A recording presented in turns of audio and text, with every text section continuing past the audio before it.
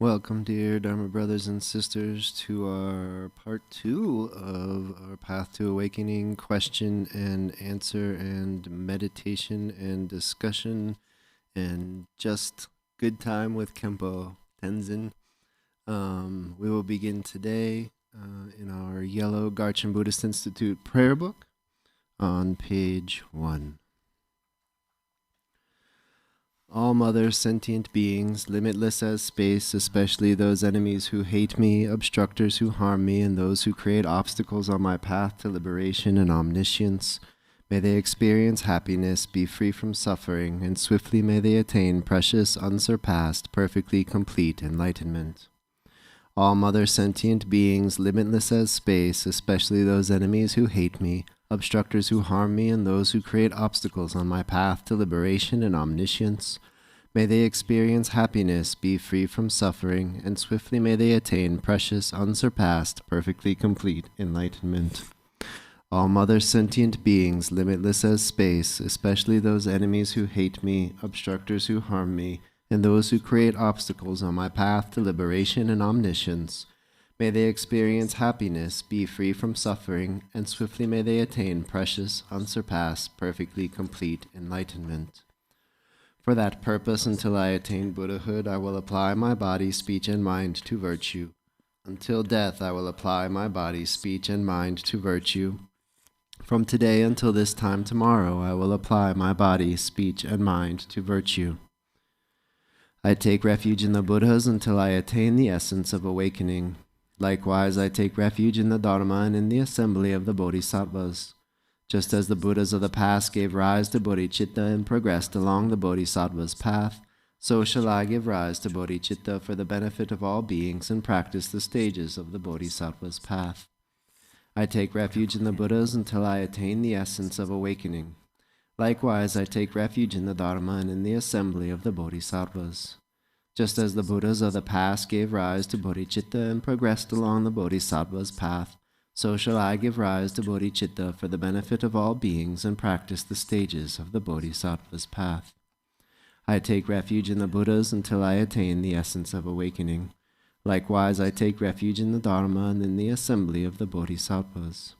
Just as the Buddhas of the past gave rise to bodhicitta and progressed along the Bodhisattva's path, So shall I give rise to bodhicitta for the benefit of all beings and practice the stages of the bodhisattva's path. Until awakening, I take refuge in the Buddha, Dharma, and the Supreme Assembly. By the merit of generosity and other good deeds, may I attain Buddhahood for the benefit of all beings. Until awakening, I take refuge in the Buddha, Dharma, and the Supreme Assembly. By the merit of generosity and other good deeds, may I attain Buddhahood for the benefit of all beings. Until awakening, I take refuge in the Buddha, Dharma, and the Supreme Assembly. By the merit of generosity and other good deeds, may I attain Buddhahood for the benefit of all beings.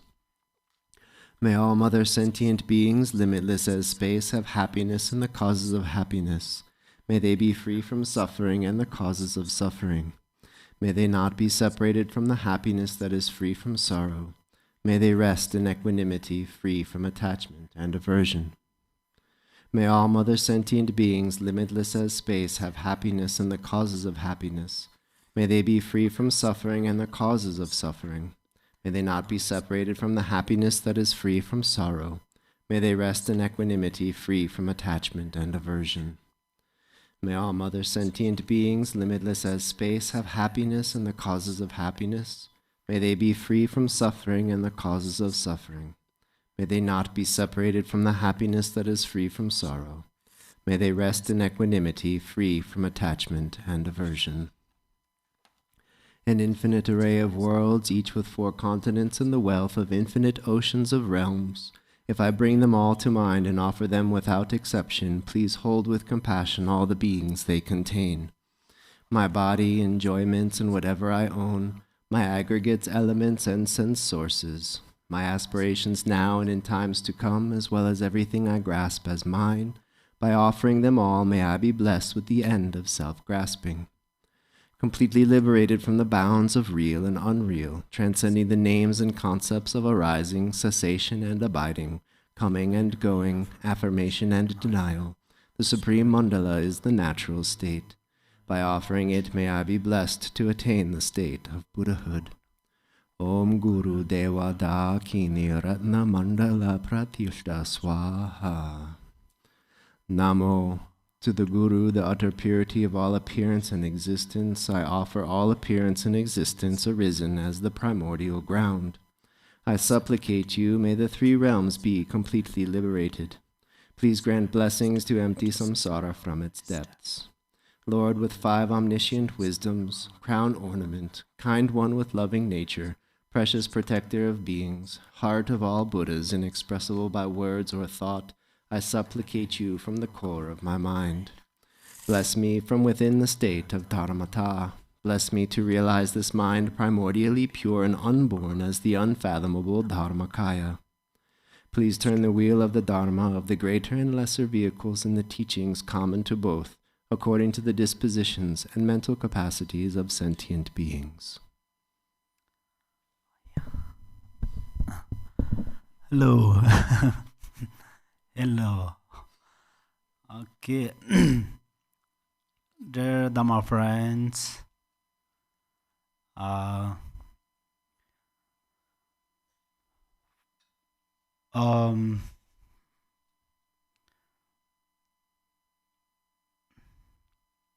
so I know you have such a wonderful questions, so I will not waste your time. But I have one question for you that I would like to hear from you. So my question, I have some questions, but I would like to ask these. Let you answer me with short and sweet.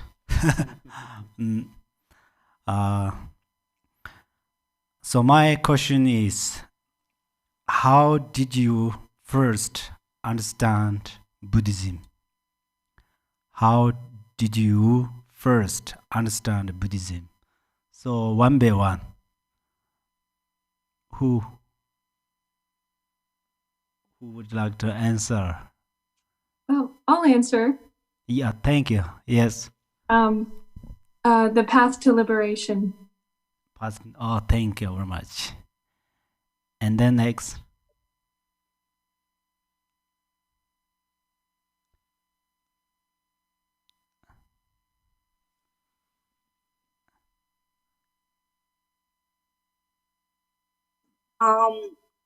The end of the cycle existing in samsara, birth.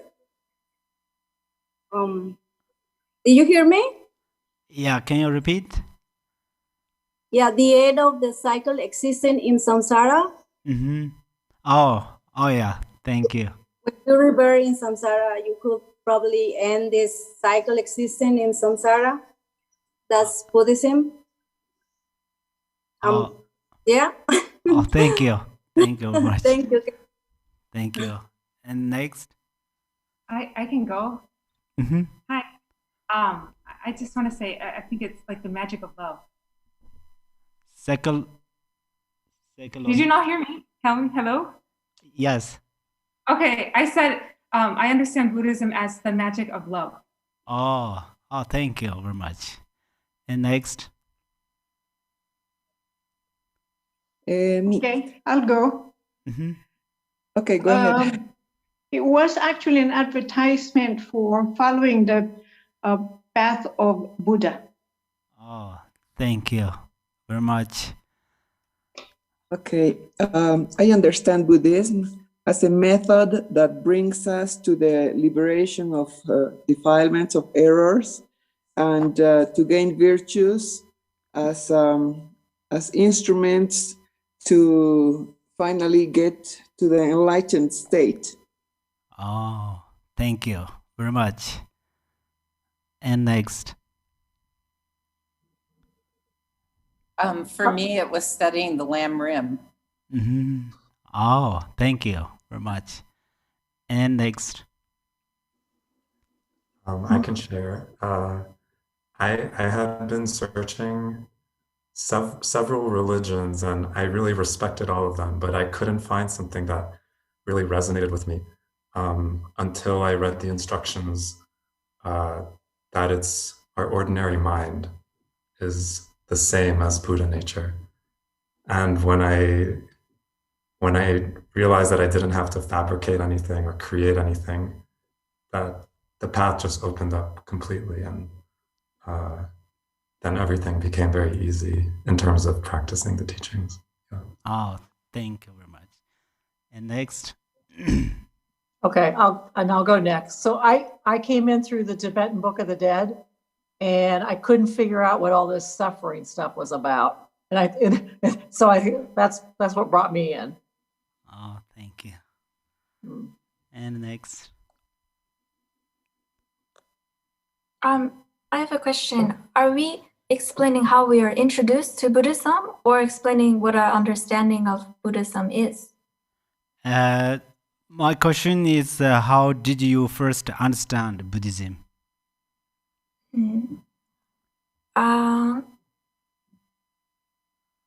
I guess a path to be free from suffering.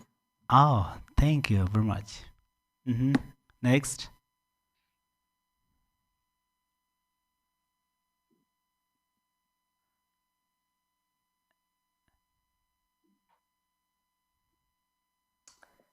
Khenpo, I'm Lily. I'm sorry I'm late, but just got your question.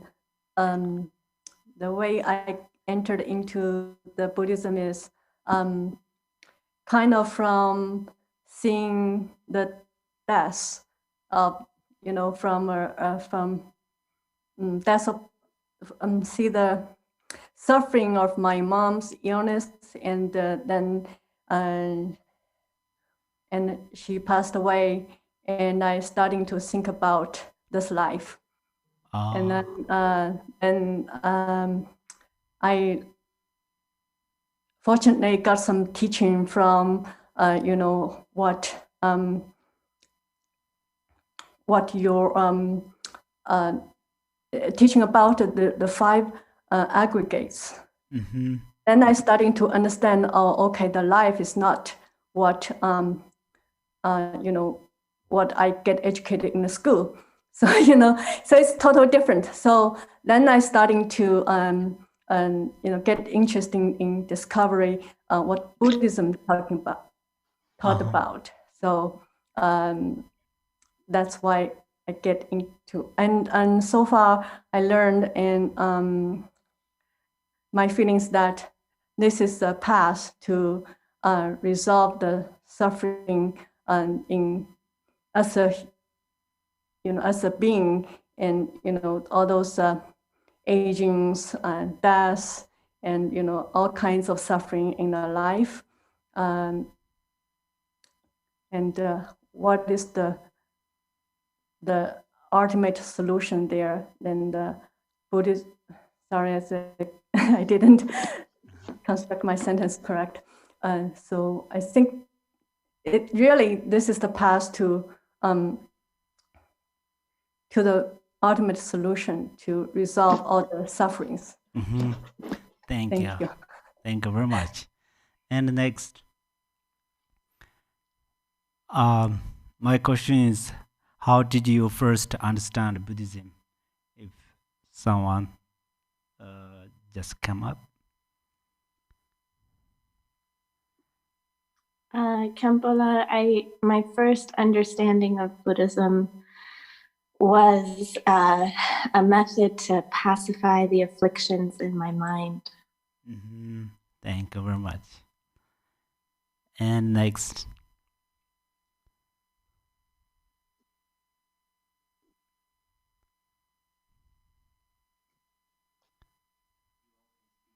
Okay, here, if anyone would like to join.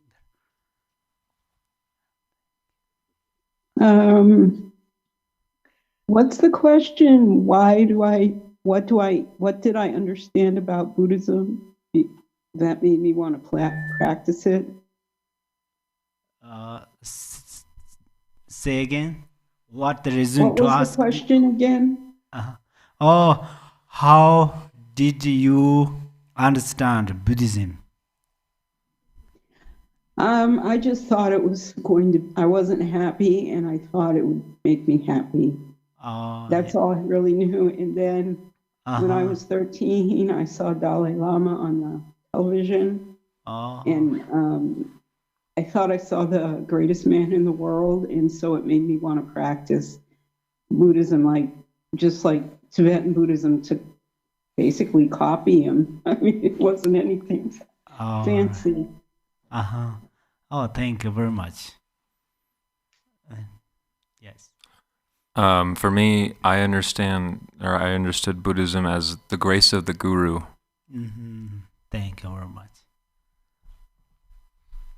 Hi, this is Su Young at GBI. I was raised Christian, and I felt like the answers of Christianity didn't really satisfy me. And so I studied a lot of different religions, and I found Buddhism to be very satisfying intellectually.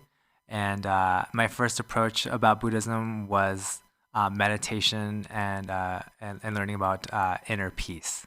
Mm-hmm. Thank you very much. Yes. Hi. I first understood Buddhism as the practice of, I guess, making my will one with the will of the universe or with God's will, mainly through generosity in order to find contentment and help the world around me find contentment. Thank you very much. Okay. Now it's your time. So yes, anyone have a question?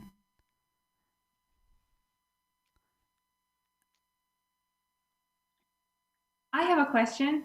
Okay, I would like to know, what is the esoteric significance of the sound of the gong? Sound of the gong, right? That's right. Can you repeat again? What is? I'll say it all slur. what is the esoteric significance of the sound of the gong, or the meaning of the gong? Esoteric means the main meaning, right? The principal meaning. Like, Oh, I the see. secret. Yes. Actually, we use gong for meditation, and also in Tibet, we use gong for gathering monks together. Even though after period, for example, sometimes means we use this early morning. It's also for like a alarm clock. In ancient time, Tibetan, they don't have clock, watch. They don't have, right? They didn't have. So then one lama who earlier woke up, and then he come the roof of the temple, and then he hit the gong. So it's depending different monastery. I used one monastery. Their rule is so strict, and so then the gong is very important. We have to listen it carefully, because if almost they finish that gong, we must come inside of temple when we have puja or teachings. But sometimes we have to stay in one self's room, and then this discipliner who heads the gong, almost he stopped. Then we have to sit inside, even not in the bathroom, or even not some, of course, not outside. So the main thing is, this is for main thing is there are many principal meanings. The one is for gathering monks for puja in temple. Another is like alarm clock. Instead of alarm clock, it wake up. And then also this we have to recite something. We have a prayer when we use the gong, so it also leads concentration, meditation. So then we have 5 sins. Among them, the ears are pretty sensitive, or it's whether we heard any kind of sound, we can focus there immediately. That's why then other religions also use that, but in Buddhism we use that. Actually, we use that for gathering monks together for puja, or for teaching, or for wake up, and then during the meditation, then it's collect all attention. That's where we use that. So the reasons are like that. Still there are something, but now what I remember are them. They.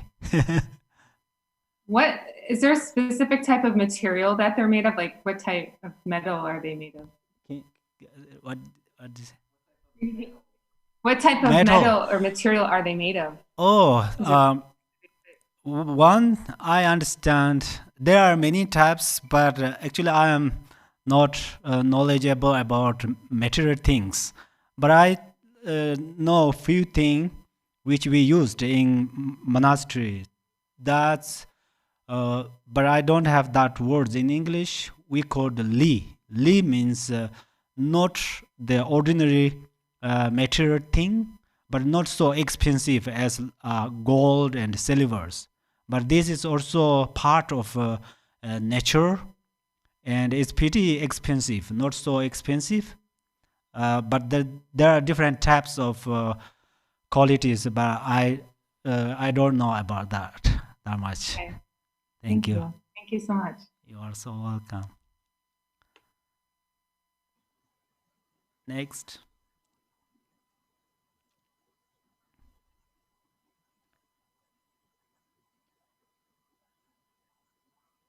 Hi, Khenpo.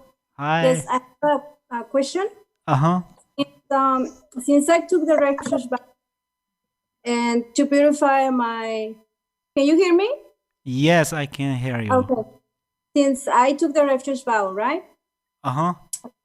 Commit the 10 negative virtues, and I want to purify it for the benefit of all sentient beings. I've been doing the 35 Buddha's postration and recite the Three Hips Sutra. But I also listen to the Ngondro teachings from Dorsin Rinpoche from Singapore. Yes. And I see that we also have to do the three refuge vow. And I wanted to know if I can combine them or just do one, or how can I do this practice meaningful? Because I know that I have to do like 100,000. Is that correct? Yes. So, yes, and I wanted to know if I could do both or just one, or what is your advice? Please, thank you. You are so welcome. I really rejoice that you practice Ngondro and 35 conventional Buddhas. Actually, Buddhism is a method. The method means the method to liberation. So you can practice whatever convenient, comfortable for you. Because Buddha taught 84,000 scriptures.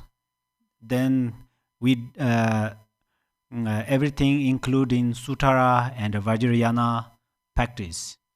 Sutara and Vajrayana practice. Among them, so actually it's like all the rivers come in under the one bridge. Similarly, any kind of dharmas finally come one place. So for that reasons, you can practice separately, or sometimes you can practice together. That traditionally what we do is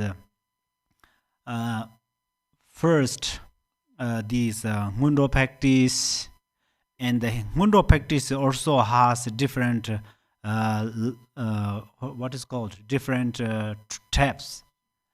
There are different sessions. Like first is prostration, and then Vajrasattva, and then mandala, then Guru Yoga, something like that. So first, the main thing is refuge. Actually, the refuge has different types of refuge. Refuge with the Ngondro, which is we are going to prostration and so on. But everybody knows that when we take a refuge vow, this is a principle. So first we need that. It is fundamental of Dharma practice.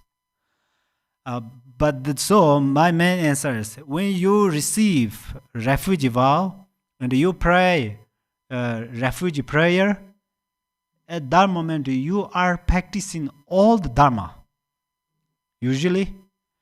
But inside has different types. So the Dharma practice is also depending circumstance too. That's where you are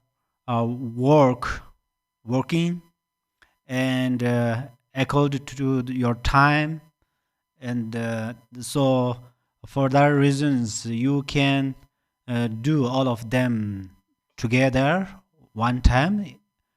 But the main thing is you have to generate compassion and bodhicitta, any kind of practice. That is the principle of Dharma practice. And then if you come step by step, this is actually very helpful, and it has great benefit. That I can say confidently by myself. When I studied Dharma, I comes step by step. I studied about refuge session, and then did Ngondro practice, and then studied about Sutara part, and then studied about the Vajrayana. So that's where it helps. It has great benefit.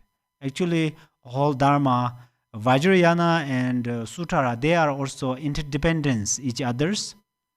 So first I learned about Sutara part, and then next I learned about Vajrayana vehicle.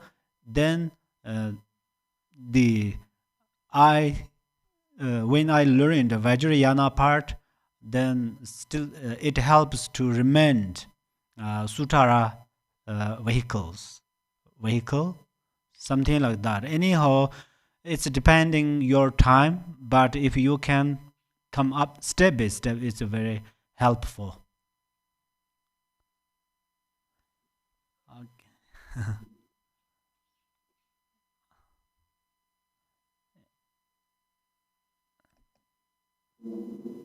Yes. I have a question. Or I actually have more than one question, but I'll just ask one question right now. So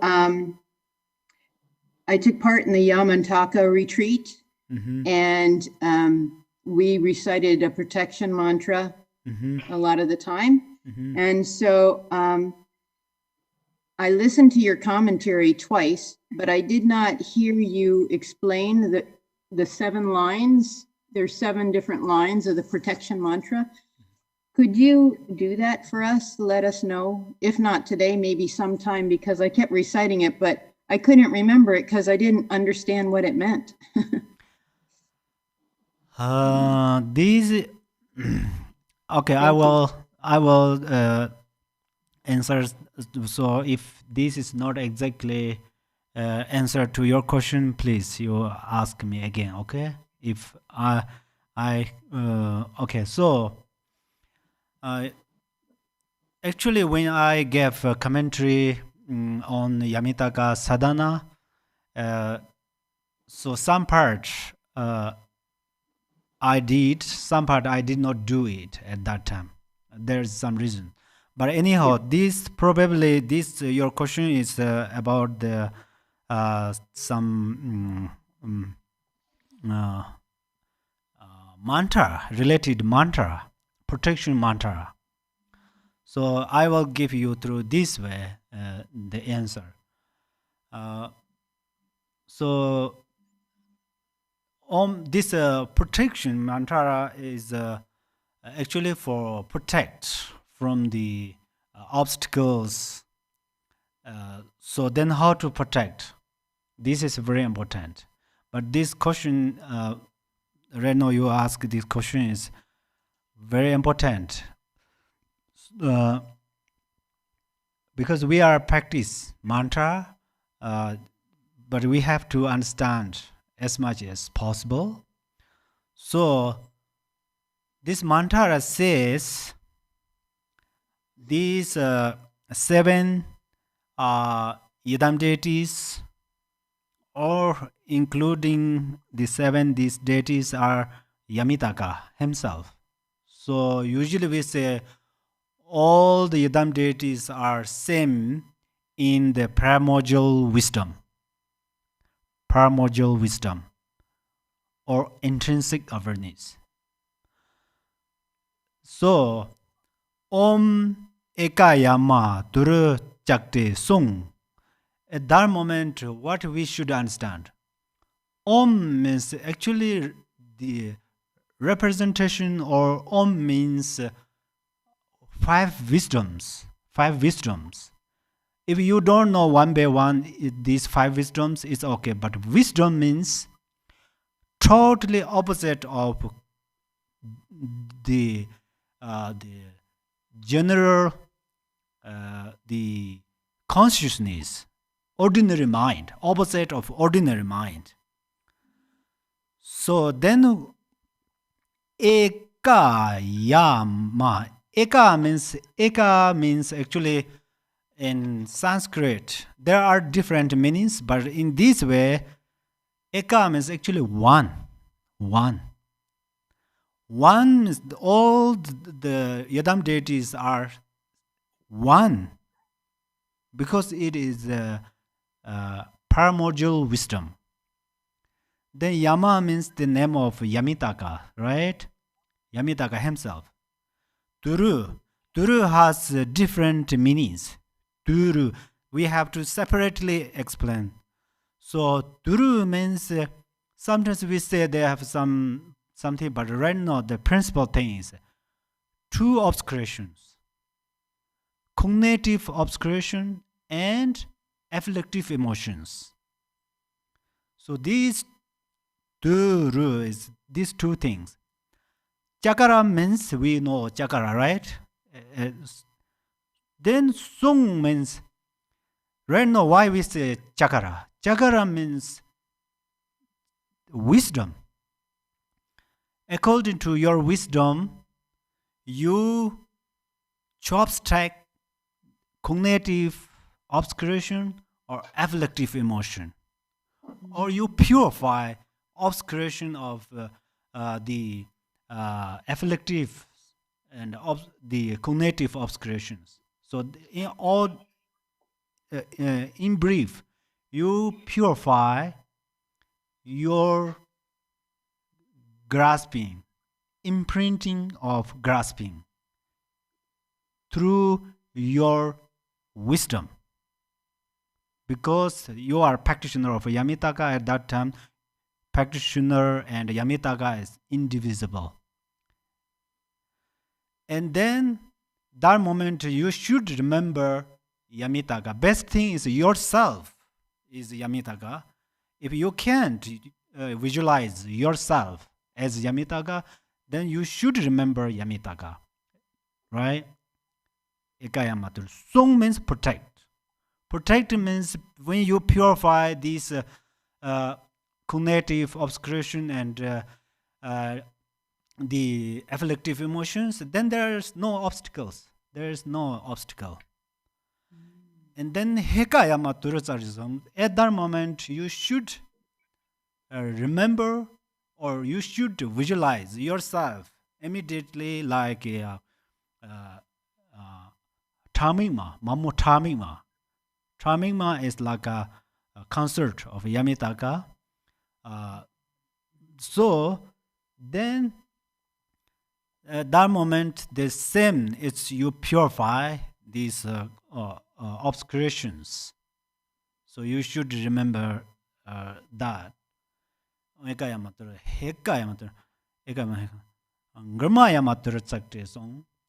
that moment you should remember the Yamaraja, right? Yamaraja. Then it's same, they purify. Why you do this often? Why you should do emphasize to purify obscurations? Because over cognitive obscurations and the imprinting of self-grasping is very subtle and very deep. Because since beginningless, we are rebirthed in the samsara, and each and every moment, even though we are sleeping, we accumulate it. We are accumulating samsaric cause and effect. That's why it's not easy to purify. If we purify one time, it will not enough. That's why we emphasize. And then sarva means actually all. Chitta means actually heart. So the main is all the principle of grasping, principle of these obscurations, defilements. They are zer, tom, bei, ni means purify, purify, clean up, clean away, something like that. And then sarvacita zitam benitini. Beya doya. That means not well arise. Again, something like that. You make purify clearly, kind of, yeah. And then sarvacita zitam benitini. Sarvacita zitam benitini. Beya doya. Samdra vara nidum. Samdra vara. At that moment, then the rest of the Yamitakas, embodiment of there are the his body, embodiment of his speech, embodiment or manifestation. You can read that in it was in the text. And then there is also two. One is we called it mamo, and other one we called the karma. It's probably we call it karma. I forget what did they translated the name. Anyhow, we called le shinje. Le means karma. Shinje means yamitaka. Right. So total there are 7. So these 7, according to these 7 deities, practice according to the practice of these 7 deities, then what happened?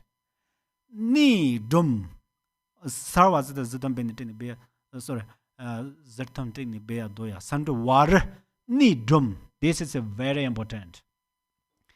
Ni means what is ni? Ni is your ordinary mind, ordinary thoughts. Then drum means according to practice this yamitaka, they are longevity practice. So they increase your long life, increase your marriage. Drum means increase your health, wealth, especially Dharma practice. Dharma, the opportunity to Dharma practice increase, especially your wisdom of Dharma. And then, hung, at that moment, then you according to this practice, finally you are achieve the yamitaka embodiment. You will become yamitaka. The great practitioner will become yamitaka. Right? So, yeah, there are many is that, and then, but there are many kind of, for example, right now we say 7 yadam deities, or there are 100,000 of yadam deities. All of they are same into one deity. One deity is same into primordial wisdom. Primordial wisdom, we cannot say, oh, this is primordial wisdom.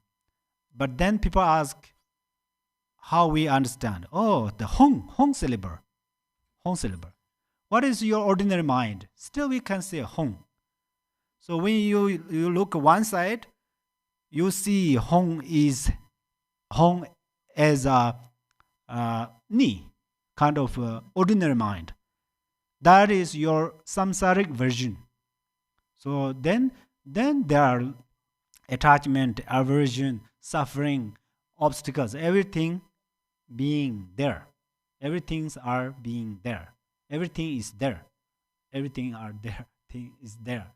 And when you see Hong, at that moment, everything are pure land. There is no obstacle. There is no sufferings. So that is we call nirvana. Nirvana, it does not mean only some place we rebirth. Whenever you, that's where Yogi Malarepa, he said, Namshi Mantong Yishintong.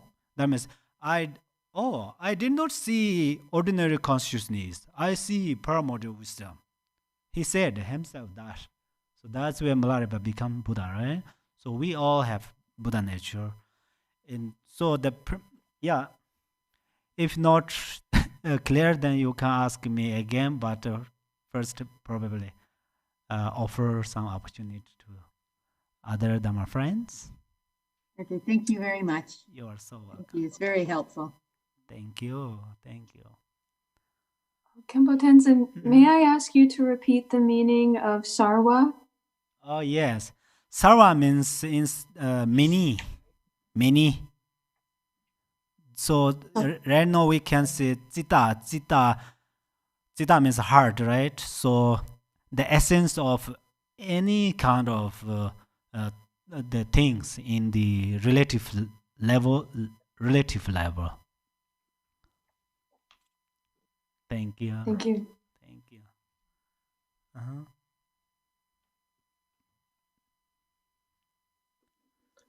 Khenpo, I have a question. It's a long one. Thank you. No problem. I wrote it out to Billy, so I don't know if you have access to that, but here it is. Thank you. One cannot make another sentient being happy. One can give another sentient being happiness. Please I would love some suggestions on how to give sentient beings happiness on the inner and secret levels.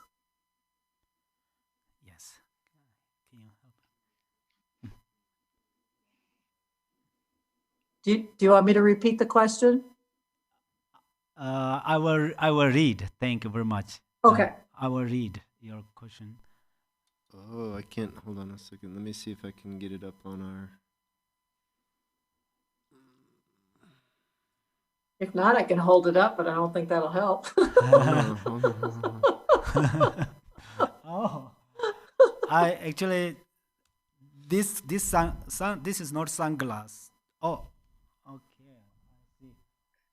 One cannot make another sentient being happy. One can give another sentient being happiness.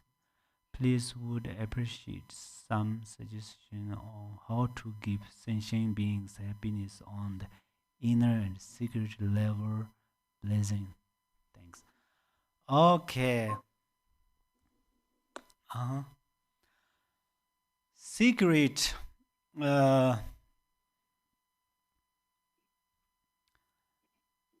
The best thing is you combine your bodhicitta and wisdom. Bodhicitta and wisdom combine, and then this is the best way to help sentient beings. When you generate bodhicitta towards sentient beings, and then the sentient beings, you see them as ordinary people, and then sometimes you see their mistakes, and it's well possible you lose your bodhicitta, or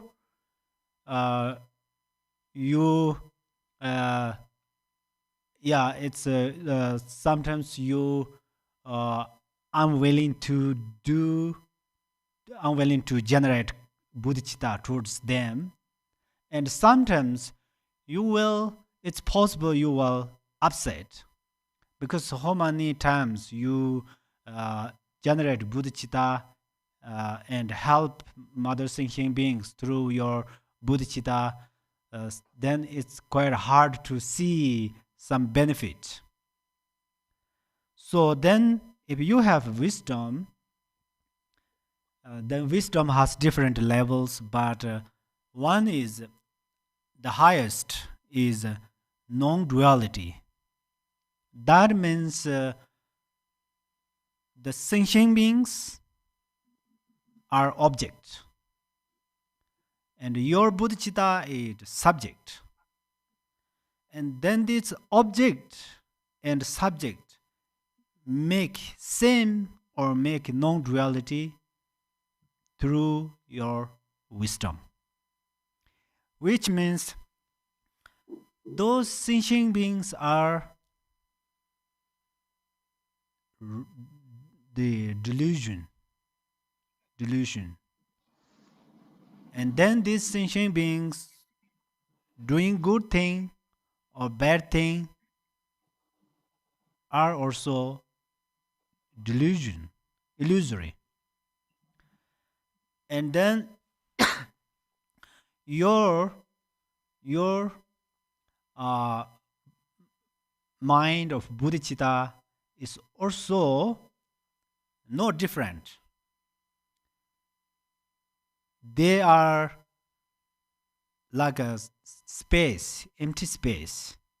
Because you notice, the delusion means, I don't mean that is not some always like a fake and something. Delusion is first you learn through delusion, but the main thing is emptiness, is not exist. What you see, they are not exist. If they are naturally they are emptiness, no different than Dharmakaya. They are emptiness. And also then your bodhicitta is emptiness, Dharmakaya. So that's why then their emptiness and your mind of emptiness has no different. So if you have 2 cups, one cup has water, another cup also have water. So cup makes different waters, but you pull, then the water becomes same. So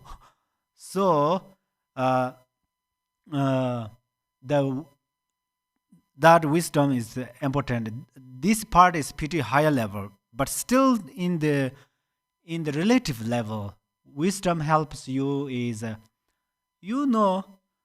if you give compassion to someone, they don't know you gave that compassion and bodhicitta, and they replied bad actions into something, and then your wisdom notice, oh, they are sentient beings. They have no freedom because of afflictive emotions.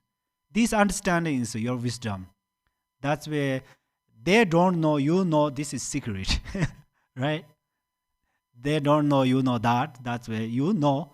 So this is secret way of help. So you not physically, you do not give something and you do not say something, but internally you generate compassion, bodhicitta with your wisdom. So this is the secret way of way to help them.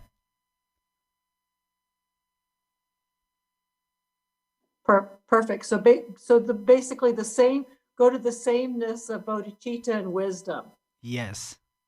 And rest in that sameness, and then the rest of the stuff will, and then that's the secret aspect of it. That's exactly. Yes, they Great. are. Thank you, Khenpo. Thank you. Yes. Big help. Hi, Khenpo. This is Su Young. So my question is, what is a good daily practice for a lay practitioner? Yes, it's Je Tsongkhapa. He said that Samba Zangna Sadan Lamyang Zang. That means if your mind is kind, then your places become nice, and all your daily functions are going well. So that's where the number one is keep kindness in the mind. This is also the relative level with bodhicitta. Keep bodhicitta.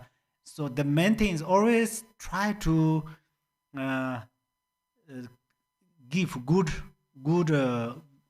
project good mind. When you see someone, whatever they do, may they accomplish successfully. For instance, someone doing broom clean the temple, and you see it, or may he or she will do this successfully, or may he or she receive great merit, something like that. Or when you come, someone drink tea, and then you should think, oh, may this person remove thirsty, or may this tea benefit that person's the inside of that person's body has many lives, right? May they get benefit. Or you can say, think, one person drink tea, then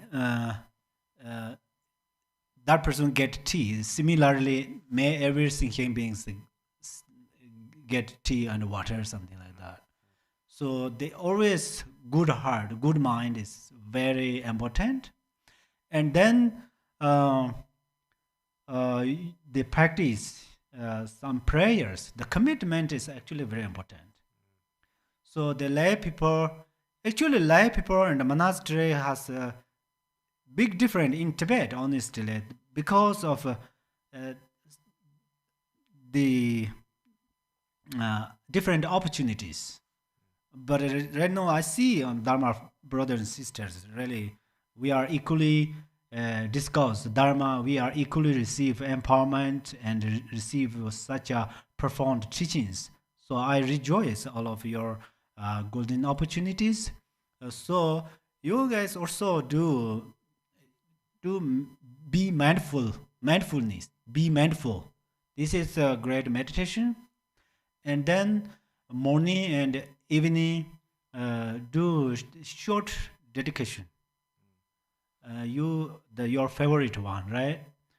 Then do every morning and every night.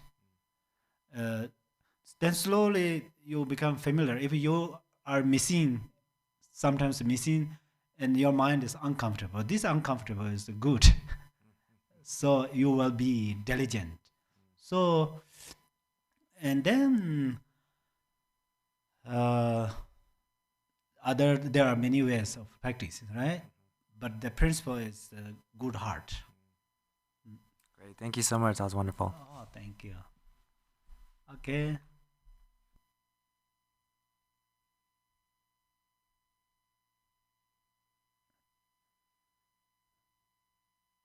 I know you understand each other, may somebody have, but actually that's good. This is your bodhicitta, but you use your wisdom. Sometimes you have to ask questions. It's because your questions are Dhamma teaching. Really, the understand. Even though I receive benefit when you ask questions, so then everybody will receive benefit. It is a great offering and it is a great generosity. That's the way we spend time together. So you ask any kind of questions. Khenpo, is my mic on? I can't tell. Mm-hmm. Yes? Yeah, yes. I can. Thank you, sir. I've been reading through the Jewel Ornament of Liberation, light reading, and in the my question is less of a question and more of a comment on how much are we to what degree should we reconcile the context of like the time and the culture that the 10 non-virtues were written compared to today.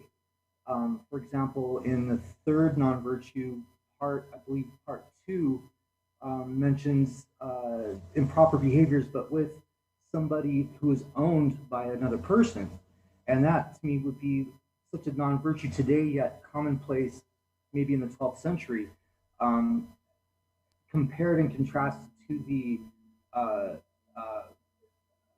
guess it was in the third section at the end, it mentions improper behaviors, but with, like, say, someone of the same sex, whereas today people would engage in loving activities with a partner of their choice would be less of a non-virtue. And I just, how much, I guess my question is, how much should we take these teachings from, if we're taking them from a different context of culture and time, how do we reconcile or how would someone like me reconcile, obviously blatantly walking over one of the 10 non-virtues, but lovingly with someone that you care about, and it's a consensual relationship. If that makes sense. So, can you briefly repeat?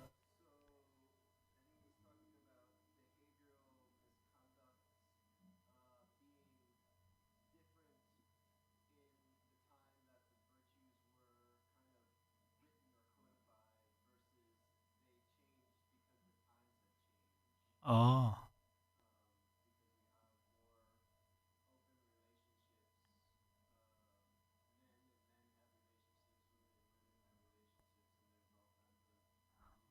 Uh-huh.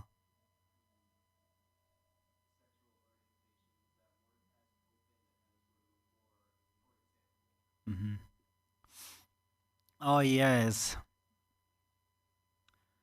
that you are right. Actually, in the one way, we say actually this teaching coming soon, and precious human life. That means you were rebirth as a center of a Dharma practice, which means the every 10 virtues can practice properly, and every 10 non-virtue can give up. There is no challenge of culture, there's no challenge of circumstance, something like that. But according to the different karma, so right, there are little different things, but the one thing let you know this. Some way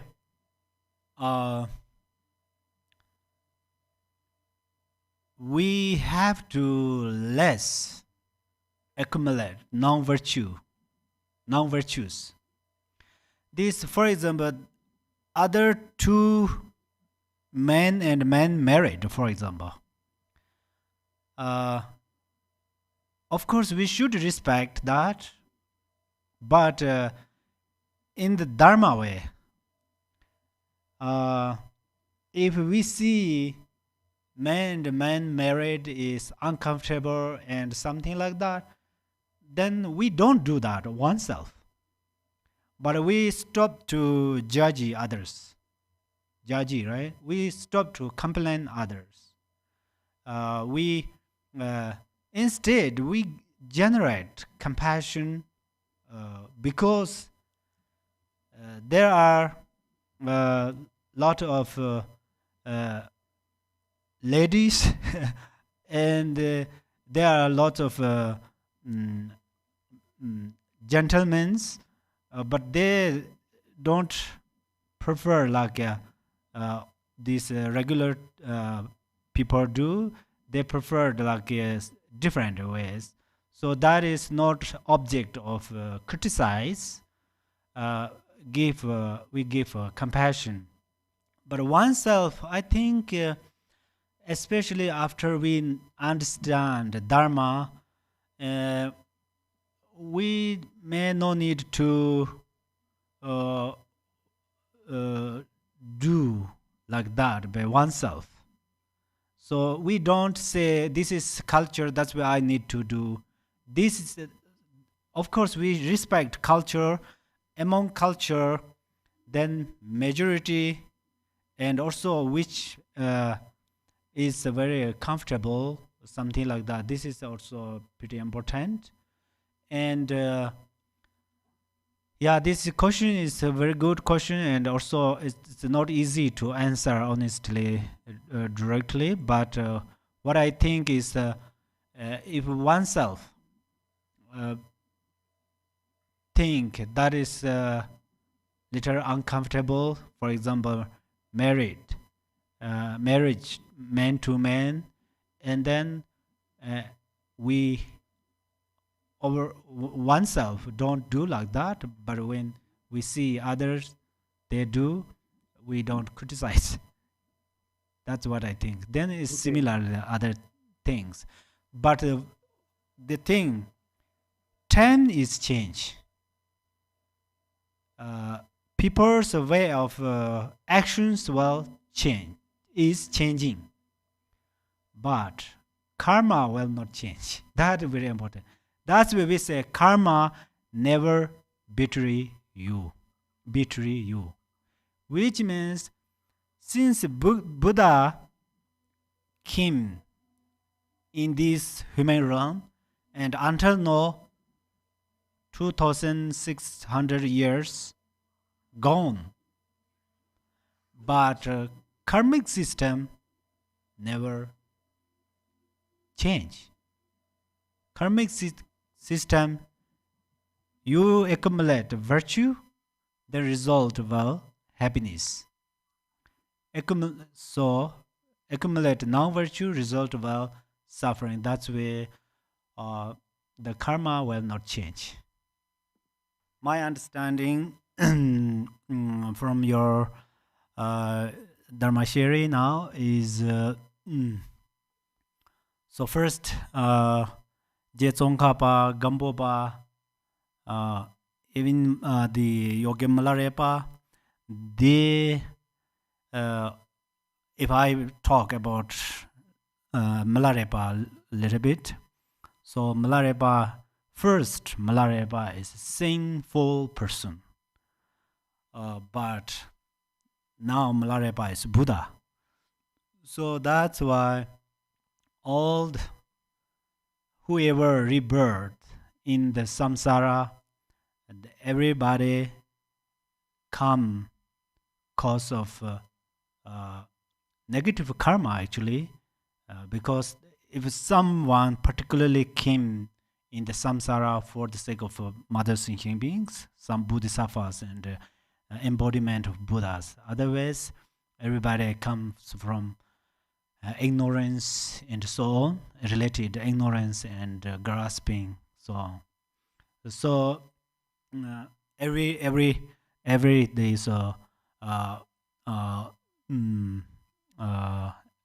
I can say almost everybody related non-virtues too, but we say non-virtues has no good quality, but there is a single quality which is we can purify.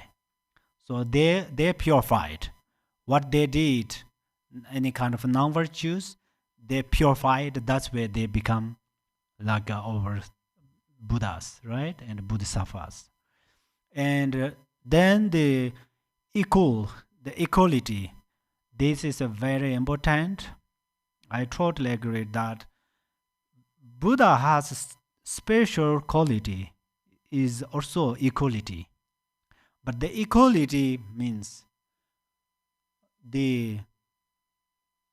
for instance, if there are guy married, right? The man to man married or women to women married. If Buddha see that, the Buddha say, "Oh, this is very bad. This is not good." Buddha will never say that. Then there is some man to man marriage and women and man to women marriage. When Buddha see them, it's equally. Buddha see equally, and Buddha give compassion and bodhicitta equally. So what Buddha did, we should try to do same. But the thing is, this is the man to man marriage. I don't say this is a bad thing. Man to marriage, still you can keep vow. You will not related like a sexual misconduct. You can do it. For instance, one person married with one man and then don't relate it with other men, something like that. So there are many ways of practice. And if one person see this is okay, I think that no need to say. So one man married with one other man, still that person can keep vow. So just keep going as one's culture, tradition. In one's culture and tradition, that will be okay, and then this is okay. But this is about relative path, and the path of samsara. In the samsara also has good things and not good things, both.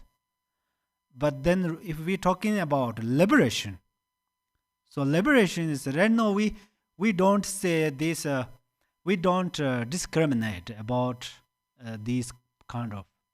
We said best thing is don't marry, right? We said that. Don't marry. Best thing is being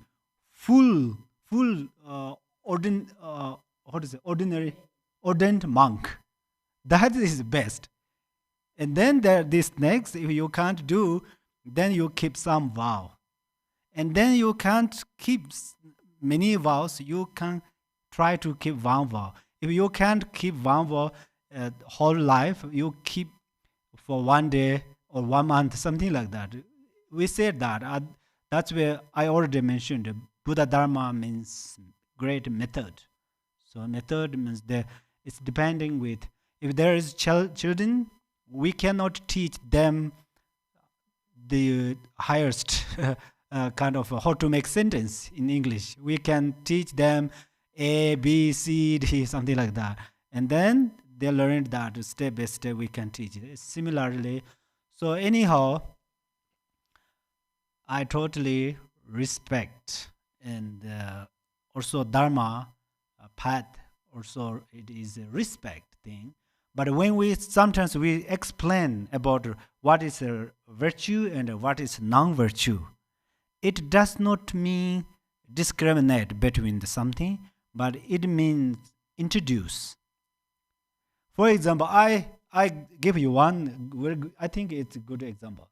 If I meditate like that, and then somebody says, how did you, what are you doing? I say, meditate, I meditate.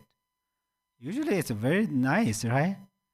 But then if I said, how about my experience, and then my guru say, oh, this is that level, you should do this level, something like that. Until we become enlightened, we have different layers, right? Layers, sorry, different layers. That's where.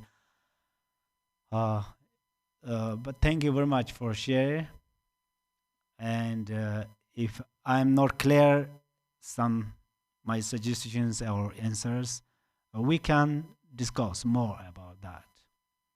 Okay, thank you. Anyone? If there's no other questions, then I'll ask, but I'll let somebody go first if they want. Otherwise, I'd like to ask another question. You go. It's fine. Okay, can I go? Okay. Oh, yeah. Oh, no, somebody else wants to go? Yes, okay, go ahead. Yes.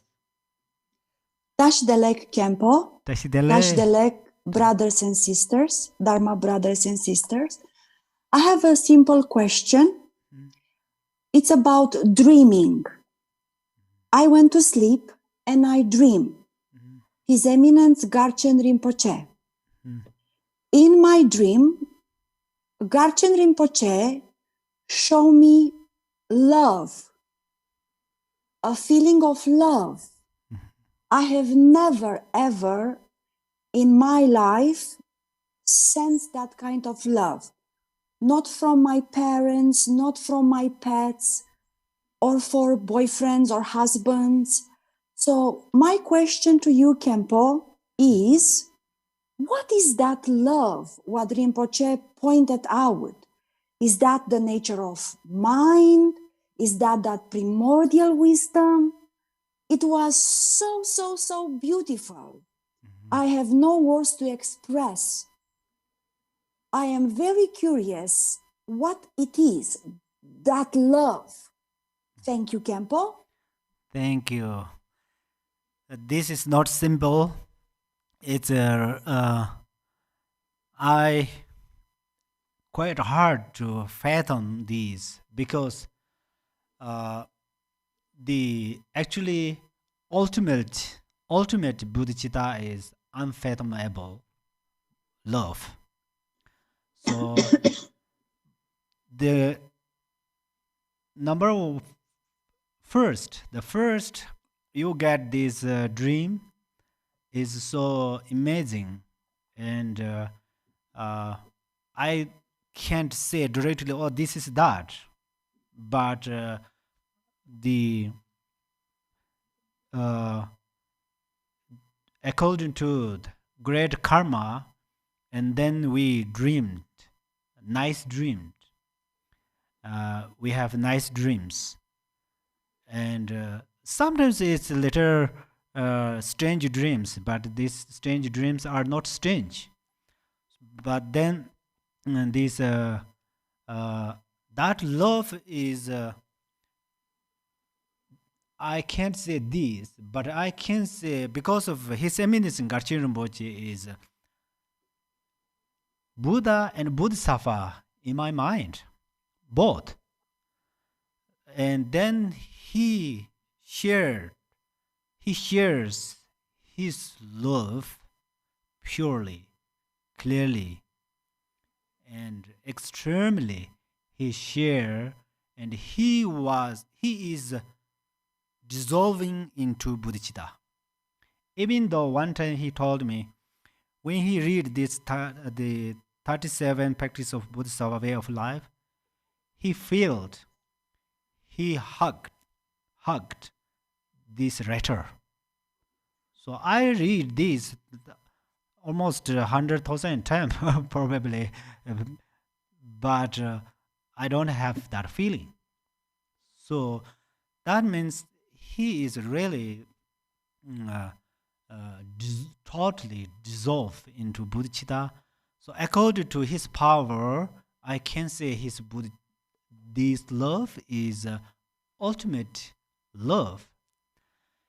But you get in the dream, it's this is a wonderful, but the thing is, we don't attach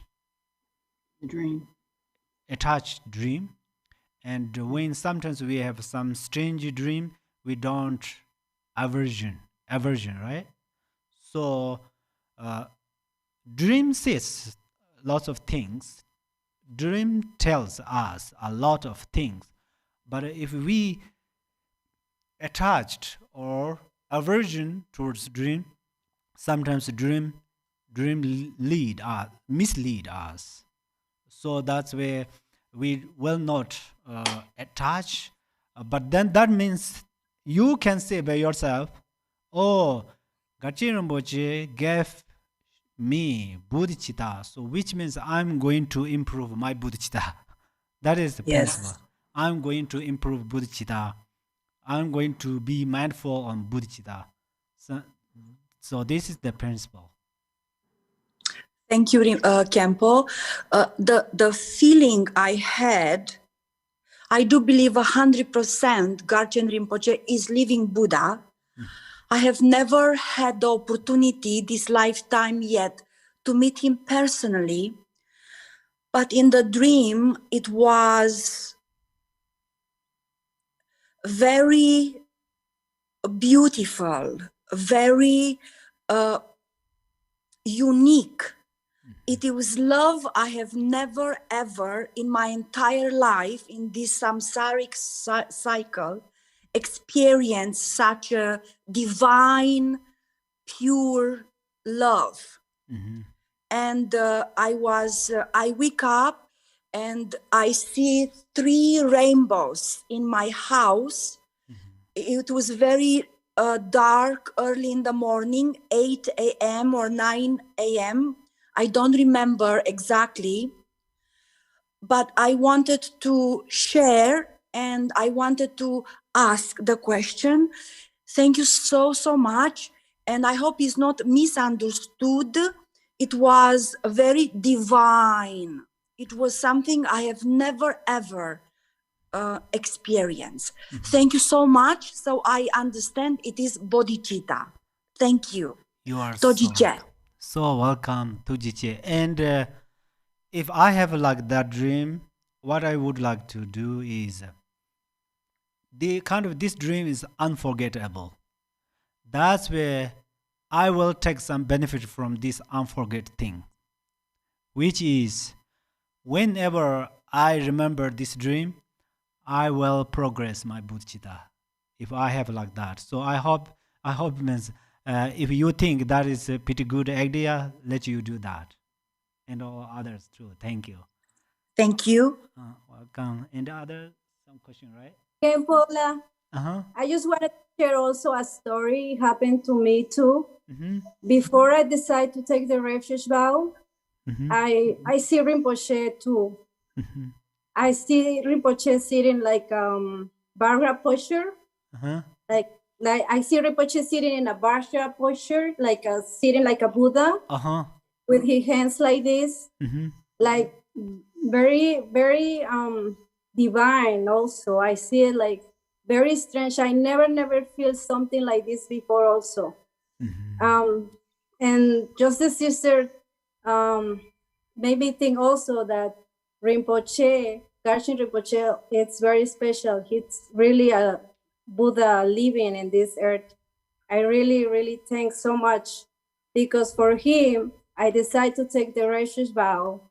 And I just wanted to share a short story, because I don't want it to go to details, but it really happens to me too. Thank you very much. Yes, that is a really great dream, and same. I can't say this dreams that dreams those. I can't say, but if I have like that dream, what I should understand is, what would I like to think is Vajra posture, Vajra meditation posture, like stay like this means you will not fall this direction, that direction. That means you can stay stability. So that's where, I am going to keep my refuge vow stability. Certainly, I would like to, whenever I remember this dream, I often, I will improve my devotion in Guru, and I keep certainly my refuge vow if I have that dream. So I rejoice all the dreams, and thank you very much for sharing wonderful dreams. Okay. So my question, during the Yamantaka, on the shrine, there was a statue of one Siddha, I think Nupchen Sangye Yeshe, right, and he has the kila. Uh-huh. But in the Yamantaka Sadhana, there's no mention of the kila dagger. All right. So I'm wondering, what is the significance of the kila in the Yamantaka practice? Oh, thank you. Yes, this is kila is the wisdom, representation of wisdom. And then this Yamitaka, he has different arms. So his right arm, top of the right arm, he holds the chakra. Chakra, we say chakra. So chakra. So chakra is representation of wisdom, and kila is representation of wisdom. The Yamitaka and Vajikalaya, they have also special related. We have a Kabji, Drupchin Kabji. There's a special at the wrathful deities. Then Yamitaka is also inside of there in at deities. Vajikalaya is also in at deities. In the at deities. So they are no different, but it's dependent with the practitioners, as that they show different kind of we call that ornaments, right? Ornaments. but they both representation of wisdom. So then this is similar because there's some kila with the Hayagriva kila, and then also in this kage there's this Yangda Karoka. Does that also symbols by a kila? Yes, they all have different symbols, but the main thing is same. Even though Vajra and kila is mainly same, no different. But according to the some way of visualization have little different, and way of practice, especially practitioners, what they appears, great practitioners, but the main thing is same. But thank you. I have a question. I'm so like I'm living here in the montane world, so walking down the street, I'm worried about my appearance and how I look and what people are thinking of me, and what I'm saying is it okay, and how can I create more discipline, more patience, and how can I look more outward to the other person's perspective instead of always coming back to myself and my appearance and in my me. Can you help me?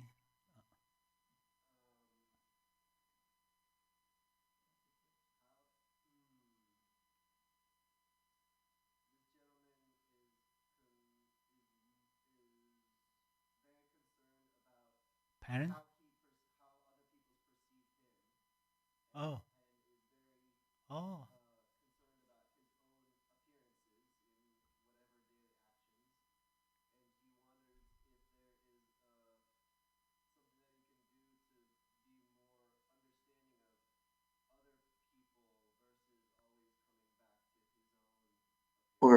Or disciplined, like disciplined to be able to be still, to look outward.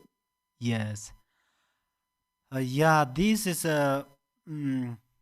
actually other what they think. This is sometimes good. It is cause to improve one's kind of a good behavior, and once it will help to develop good actions. But we in the Dharma said be mindful means don't think others, and watch one's mind, and whenever you have like this thinking, and you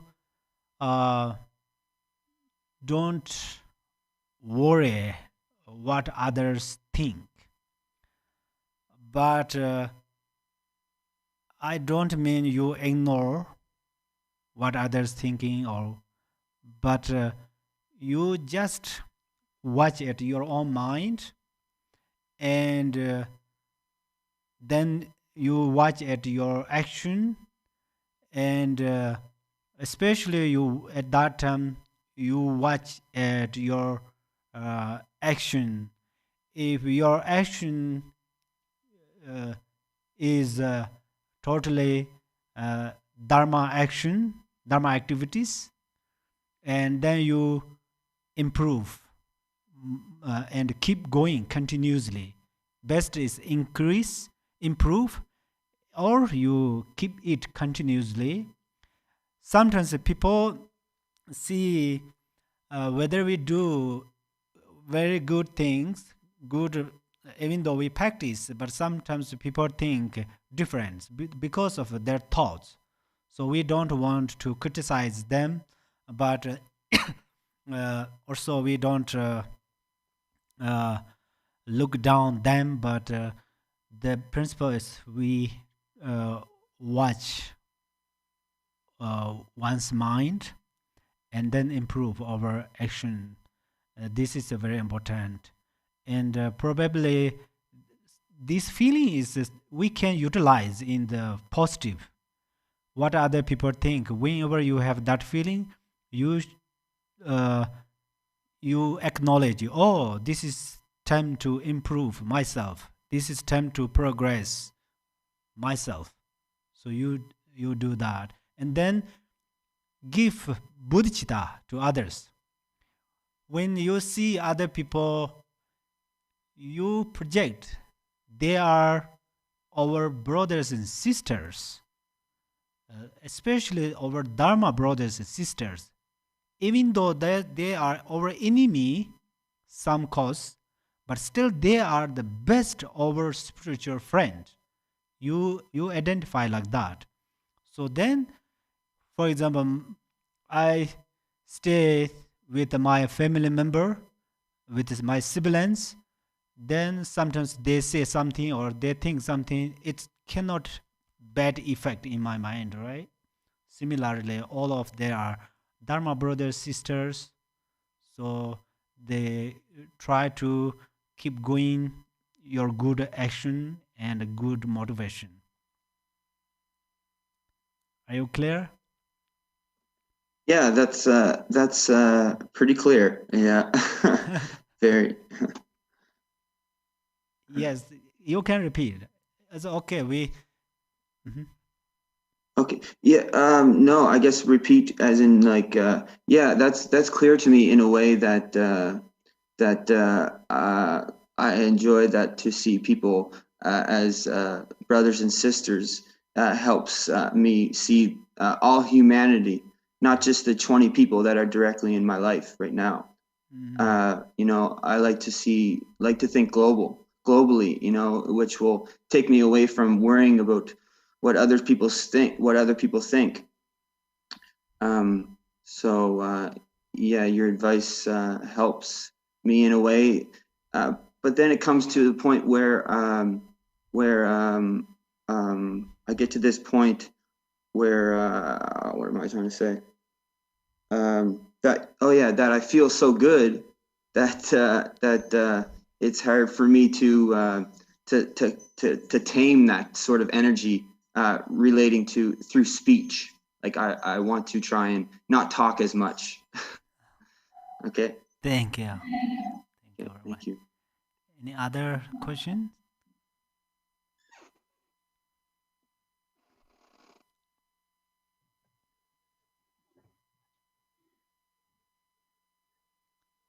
I have a question if nobody else is going to ask. I've gone before, so I can wait. It was connected to the relationship question indirectly from earlier. So it seems that oftentimes they talk about monastics and lay people, but when they talk about lay people, it's always people in relationship.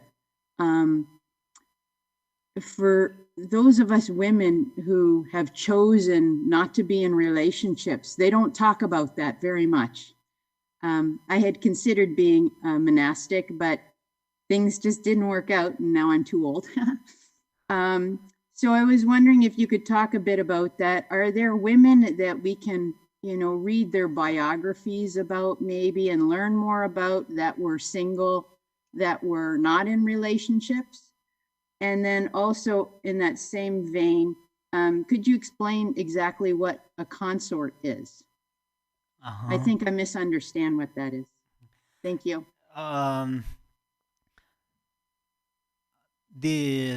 Actually, you are not too old anytime to keep vow.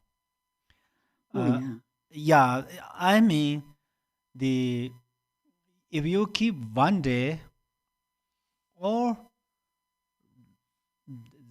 1 hour, this is really, it has extremely benefit. And also, I already mentioned, even though you are married with someone, still you can keep vow, right? Because you are not related about sexual misconduct, which means not a broken relationship. You don't want to broke your relationship with your husband or your wife or something like that. And then concert means actually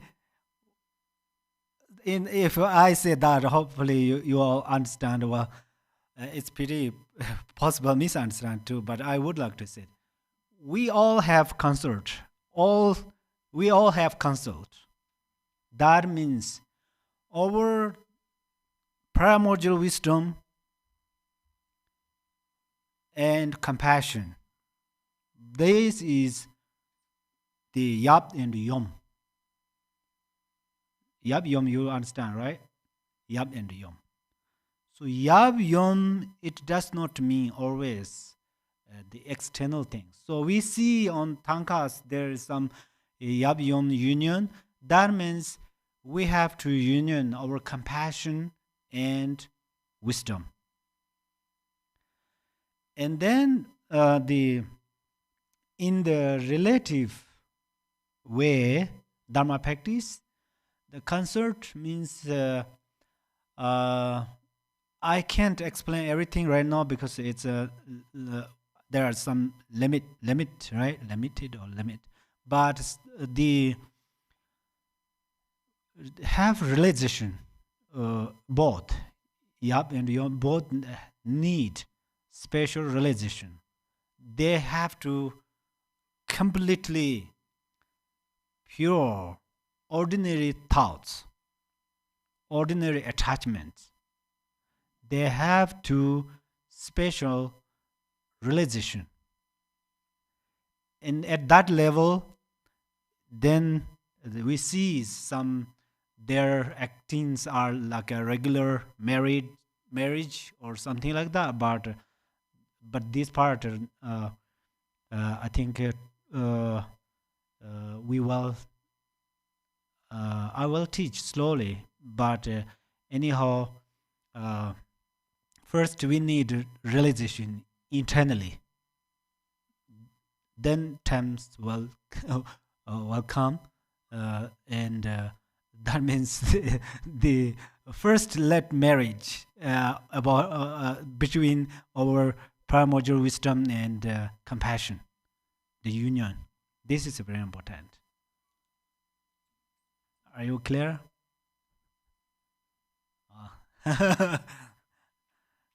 Yeah, I know it. I can't say it's a very good question, but I can't say everything now. You need like that, this, right?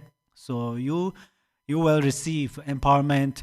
You practice, and then your realizations increase. You ask Guru, something like that. Then slowly you will figure out. I mean, my man says that. Okay, so anyone so exciting to ask one question? Then I still offer opportunity. If not, then we will. I will ask one. Oh yeah, nice. Khenpo, I will ask one more question. Brothers, Dharma sisters and brothers, this is my question to Khenpo. Please advise us how to fit in this society. Me, as a not so good Buddhist practitioner, all I think is, I want to become Buddha, I want to become Buddha, I want to become Buddha. It's kind of an addiction. All I think, I want to become Buddha. Then everybody else wants husband, children, promotion, cars, and all I want is Buddha, Buddha, Buddha, Buddha. Then it makes me feel very uncomfortable, and I don't know how to deal with these emotions, like an addiction. I want to become Buddha, Buddha, Buddha, Buddha, Buddha. So that's one of my problems.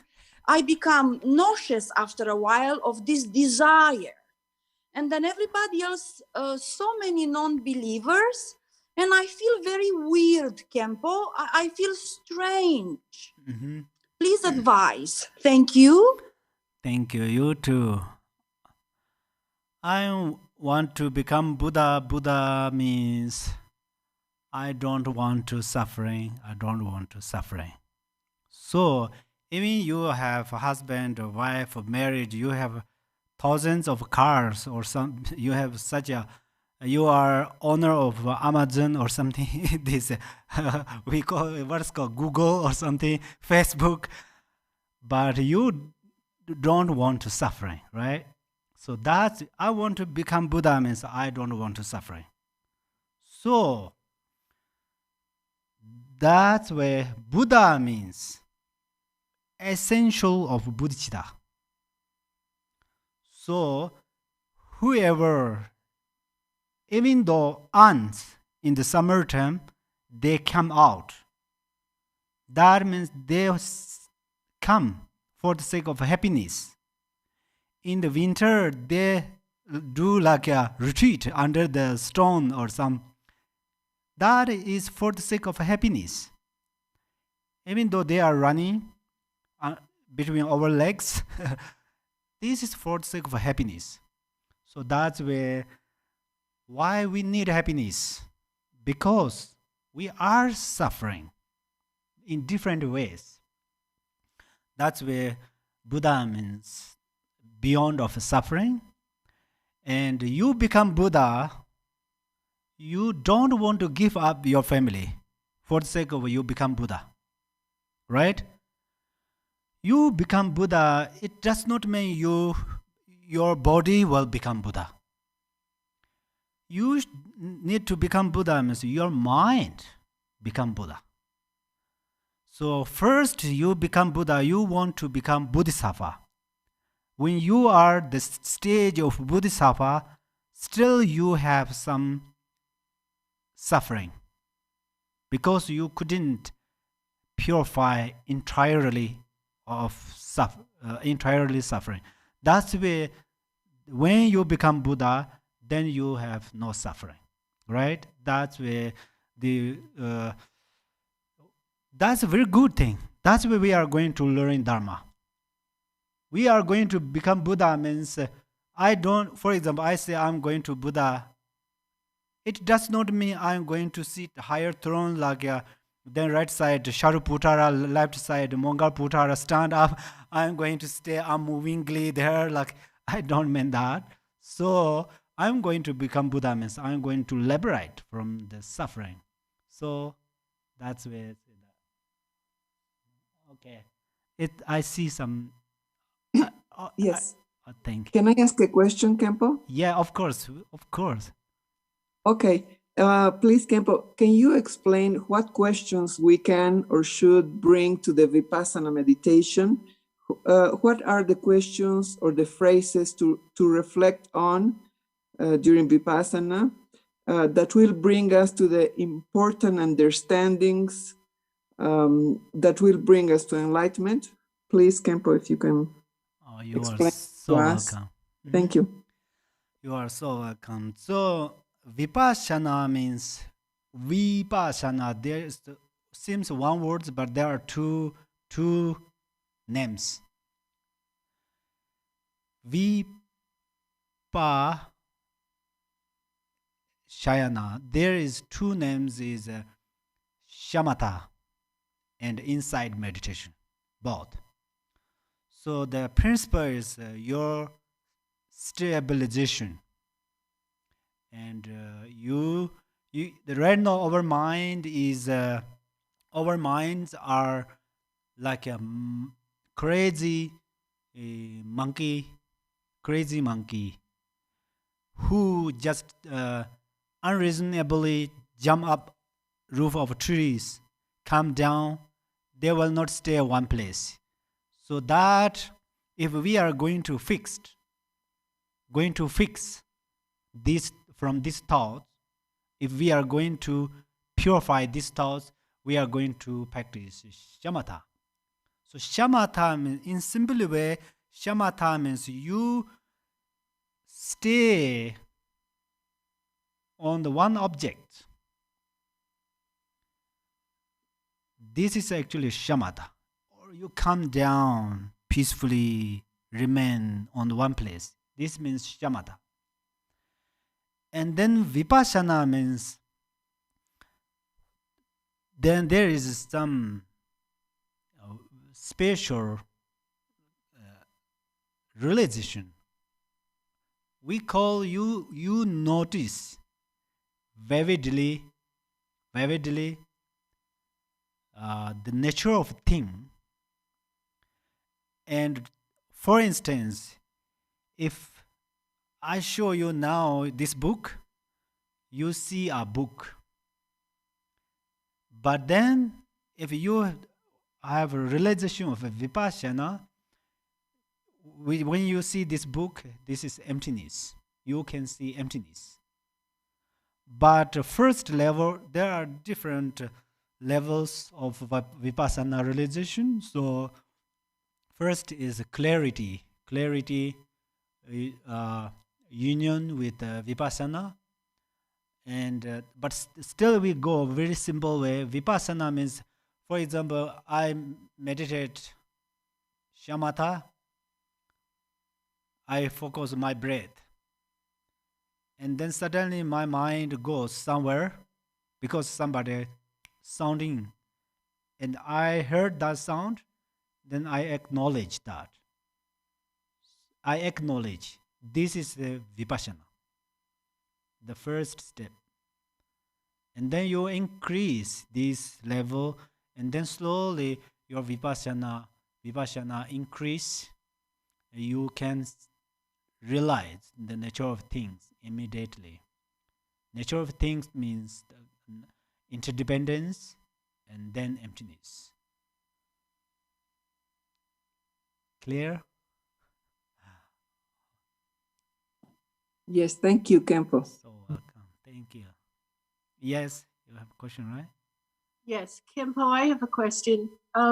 What's the difference between the central channels and the chakras? Oh, yes. The difference is chakra means in the ordinary way, we see chakras is just many channels gathering together. We just label that chakra in the ordinary way.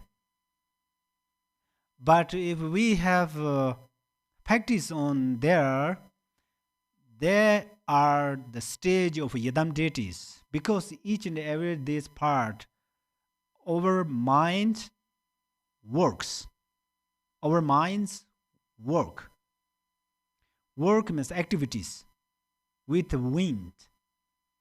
We have chakra and then wind. Chakras are like a stage of our winds. Inside we have many winds. Then winds is like a horse. So within our winds, their mind goes through them, with them. Sorry. So that's where chakra means the stage of yadam deities. Like a pure land, we can say pure land too, because there are many kind of like a rooms, many rooms. Each part of the chakra. Then main channel means, main channel is actually exactly the way of our mind, which is our mind goes through main channel. Our mind goes through main channel. For example, during the puja practice.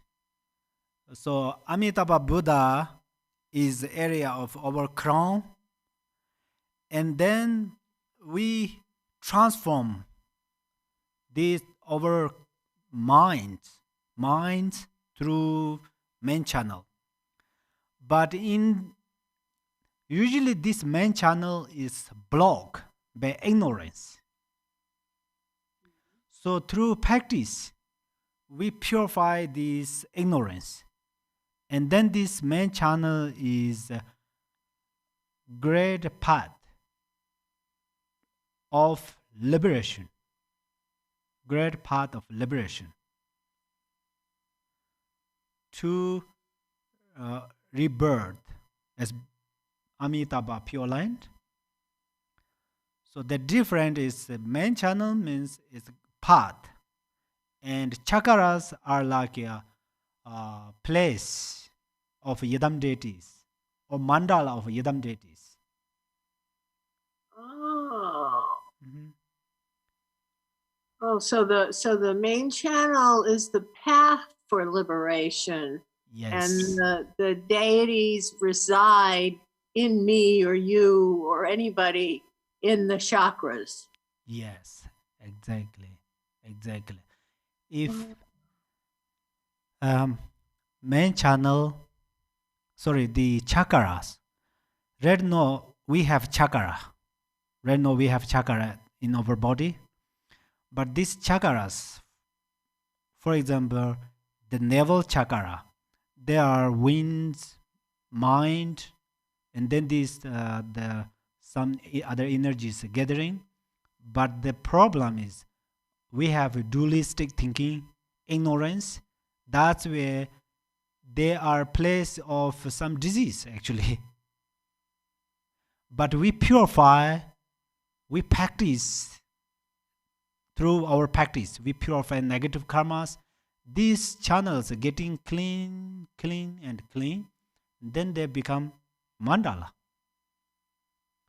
So then they become pure land of Buddha. That's where, at that moment, wind, mind gathering that area, it helps us to the increase our realizations. But there are lots of things I can say on that part. So we will discuss slowly about that. But thank you very much. Are you clear? Thank you, Khenpo. You're welcome. Thank you. Any questions? Okay. Every Dharma brothers, sisters, I deeply rejoice and thank you very much. Still, I remind you this, even though I also try to do that. When you come, you join here, when you ask questions, it is Dharma teaching, your Dharma generosity. Really. So you belong, your family. You take care of your family, and you are working. So you don't have opportunity as me. Right now I have opportunity to sit here and teach. But we have same opportunity. Our opportunity is a little different, but mainly same. So you ask questions. These are your time to Dharma teaching. So you always think, and then you generate bodhicitta.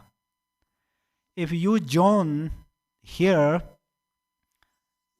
3 months, and then if my answers will not benefit, if my answers do not benefit for you, it may not waste time. If you generate bodhicitta, you ask questions. That means you use your precious human life.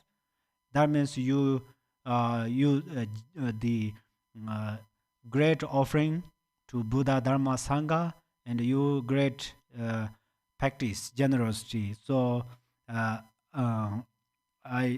remind you that, and then the analytical meditation today is very good.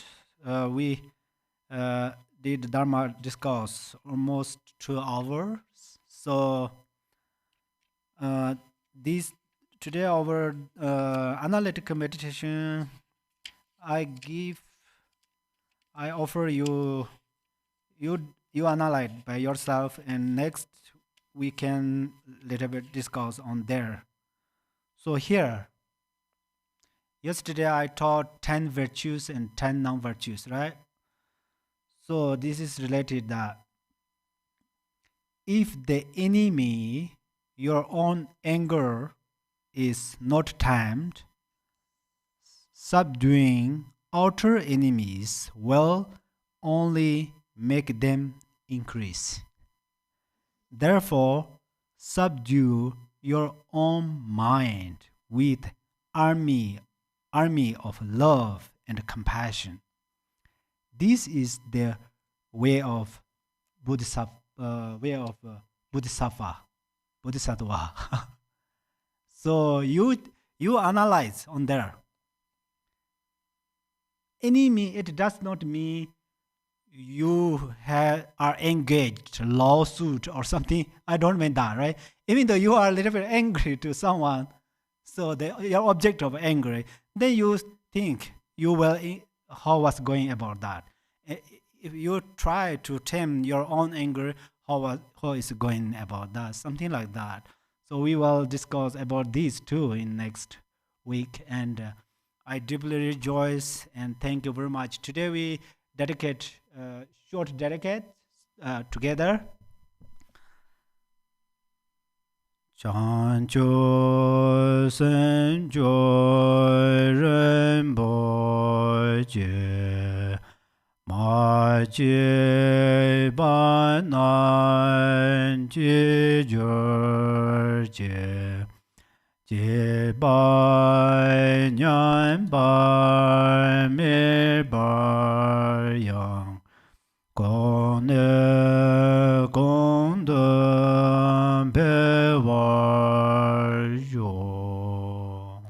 May bodhicitta, the precious and supreme mind, arise in whom it has not yet arisen. Where it has arisen, may it not decline, but ever increase higher and higher.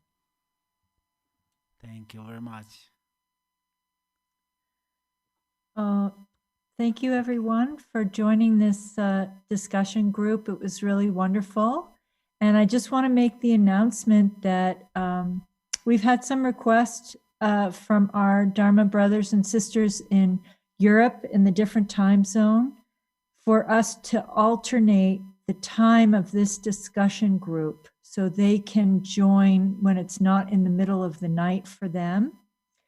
So what we would like to do is next week, the time for the discussion group would be on Thursday from 10 to 12 Arizona time. And that way it gives our European Vajra siblings a chance to be more awake for the discussion. And then the following week, which would be March 11th, we would go back to the 5:30 to 7:30 time for the US students. So we would just alternate, and it will be posted on our website, so it's really clear of what day is which time and so forth. And then the other announcement I wanted to make was for everyone. I think some of the people in this group might be interested in the Ngondro retreat program that we're going to start online. And Khenpo Tenzin will start with refuge and prostrations, and he'll be giving teachings on that. And we will require people to register for that online retreat. And there will be a Zoom room teaching and discussion for those engaging in the Ngondro practice. And so we will be going through all of the Ngondros, and the time schedule will also be posted on the website, and an email will be sent out soon about that schedule as well. So hope you all will be inspired to join for the online Ngondro retreat program. And eventually, when we can reopen here, of course, we'll have a program on campus for that as well. So thank you, everyone. Take care. See you next time.